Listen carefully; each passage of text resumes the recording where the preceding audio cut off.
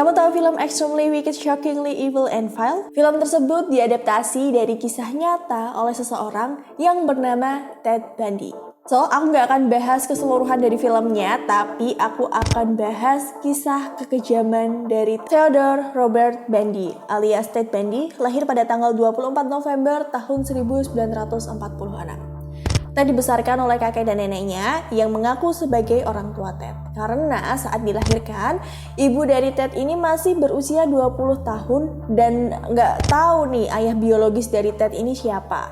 Jadi saat kecil, ibu asli dari Ted mengaku sebagai kakak perempuan Ted. Ted tumbuh dengan normal, bahkan dia juga memiliki paras yang tampan dan mempesona. Gak cuma itu saja, ternyata Ted juga sangat pintar. Dia mengambil jurusan psikologi dan dia juga telah memiliki gelar psikologi dari University of Washington. Ted juga sempat bekerja di hotline konsultasi untuk orang-orang yang ingin melakukan bunuh diri. Jadi di sana Ted mengobrol dengan orang-orang tersebut dan mengurungkan niat orang-orang yang ingin bunuh diri. Dia adalah salah satu orang favorit di hotline tersebut, jadi banyak sekali yang request dan memang sengaja pengen ngobrolnya nih sama Ted. Di balik ketampanannya, ternyata Ted adalah seorang pembunuh yang bahkan tega memperkosa mayat dari korban-korbannya.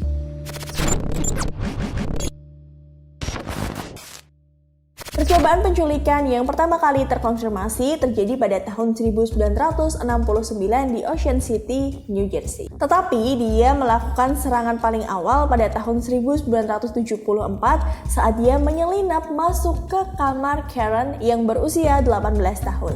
My name is Karen Epley. On January 4th, 1974, I was attacked and left for dead. This is the first time you've ever spoken about this. You are, I believe, Ted Bundy's first victim. I believe so, yes. And one of the only that survived. Jadi pada saat itu Karen lagi tertidur di kamarnya dan tanpa basa-basi, Ted ini langsung memukul Karen dengan menggunakan tongkat logam. Sebulan kemudian dia melakukan pembunuhan pertamanya yang dikonfirmasi telah menculik mahasiswa Linda. Dan tubuh dari Linda ini tidak ditemukan sampai tahun 1975. 2 tahun kemudian, setiap minggunya dia membunuh para wanita di Oregon, Utah, Idaho, dan Colorado.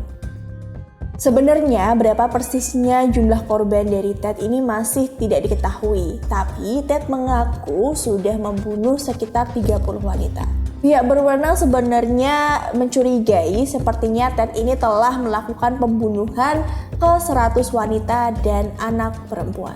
Dia diyakini juga sudah memenggal 12 dari korban-korbannya dan dia juga menyimpan kepala dari korbannya tersebut dan disimpan ke apartemennya dengan waktu yang cukup lama.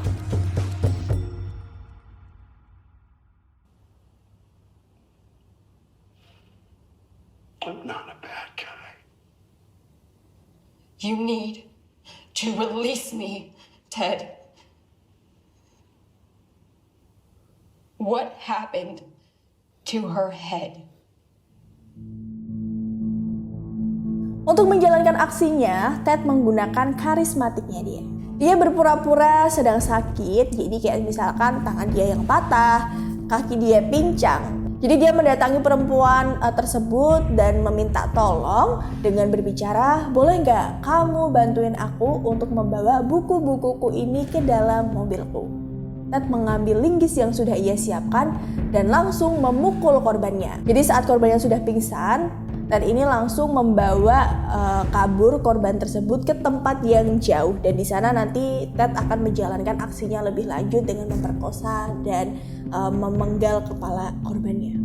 Kasus pemerkosaan dan pembunuhan yang dilakukan oleh Ted Bundy sebenarnya susah sekali untuk diungkapkan karena rata-rata kepolisian ini terkecoh dengan keramahan dan ketampanan dari Ted Bundy. Gak cuma itu saja, kepolisian juga masih gak menyangka dengan latar belakang pendidikan Ted yang tinggi tapi menjadi tersangka pembunuhan yang mengerikan. Akhirnya identitas Ted berhasil terungkap setelah salah satu korbannya yang bernama Carol ini berhasil lolos dari tikamannya dengan kondisinya yang masih diborgol. Akhirnya nggak butuh waktu lama, kepolisian langsung mencari bukti-bukti lainnya kasus pembunuhan dari Ted Bundy. Akhirnya pada tahun 1977, Ted diadili atas kasus pembunuhan dari Karen. Just past 9:30 this morning, Theodore Bundy entered the court for Judge Coward. Mr. Bundy? Yes, sir. The court wants to talk to you, man. Come up to the bar here. Sebenarnya setelah ditangkap, Ted ini sempat melarikan diri sekitar 2 kali. Yang pertama itu dia sempat keluar dari jendela, terus dia terjatuh tuh dari lantai 2, langsung menyelinap pergi dan bersembunyi selama 8 hari. Kemudian dia juga sempat menggali lubang di atas atap sel penjaranya dan merangkak menuju penjara yang kurang aman. Akhirnya Ted tiba di Florida dan dia menyelinap masuk ke rumah mahasiswi Chi Omega Universitas Negeri Florida. Jadi di sana dia melakukan serangannya yang paling keji. Dengan brutal dia ini memukul dan membunuh 4 wanita dalam waktu semalam. Dia juga sempat menyerang dan membunuh perempuan berusia 12 tahun sebelum akhirnya dia ditangkap kembali. Saat kuliah, Ted sempat menjalin hubungan dengan seorang gadis populer yang bernama Stephanie. Tapi sayang sekali Ted ini dibuat kecewa lantaran Stephanie memutuskan hubungan mereka secara tiba-tiba dan pergi begitu saja. Dari sumber yang aku baca sih katanya Stephanie ini dilarang oleh keluarganya untuk berhubungan dengan Ted karena kesenjangan sosial. Setelah kejadian tersebut membuat Ted ini memiliki dendam yang sangat dalam kepada Stephanie.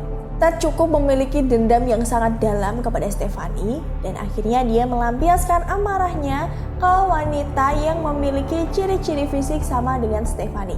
Jadi ternyata korban-korban dari Ted ini setelah dilihat-lihat tuh fisiknya sama seperti Stephanie. Memiliki kulit warna putih, rambutnya pun panjang.